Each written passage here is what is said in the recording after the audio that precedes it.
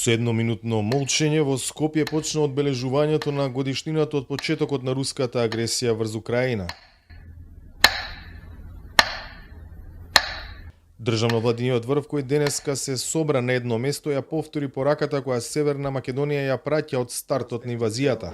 Стоиме заедно со Украина зад која се обедини целиот демократски свет. Сликите и сведоштвата од Буча, од Ирпин, од Мариупол, Херсон, Харков и други украински градови и села говорат за отсуство на базичното чувство за хуманост на руската воена машинерија, но сведочат и за тоа докаде може да доведе една анахрона и автократска политика, кога за архитектите на оваа војна, ниту илјадниците мртви на нивна страна, не се доволна причина за запирање на спиралата на безумие. На страната на демократскиот дел од светот не смее да има никакво двоумење дека сите злосторства треба да бидат детално истражени, а виновниците соочени со правдата. Во првите денови од инвазијата малку кој веруваше дека Украина ќе успее да се одбрани од руската воена машинерија.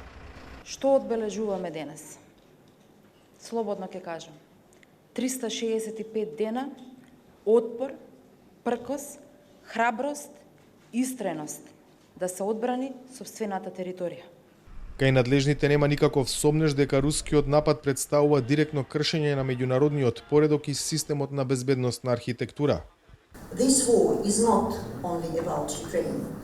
Оваа војна не е само за Украина. Бруталниот напад на Русија ја уништи глобалната безбедност.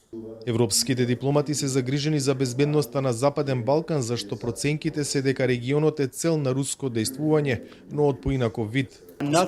Друга кампања со која треба да се справиме е руската информацијска војна.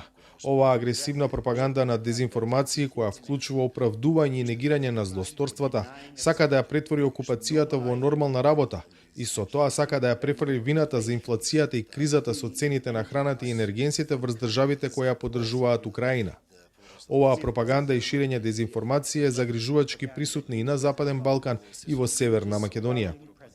Вашингтон, која предводи меѓународната поддршка за Украина, вели дека ја вреднува помошта што земјава ја пружа.